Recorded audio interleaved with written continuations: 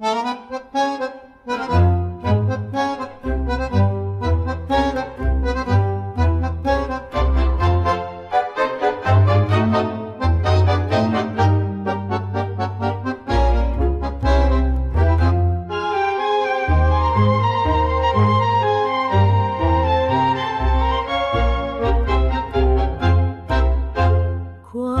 มตันยู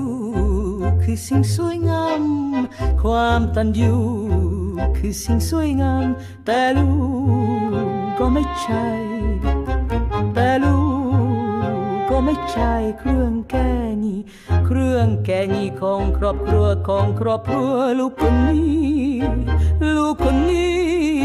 เหนื่อยแล้วให้เข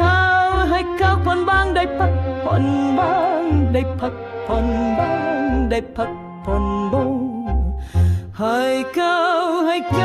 ได้พักผ่อนบ้างได้พักผ่อนบ้างได้พักผ่อนบ้างได้พักผ่อนบ้าง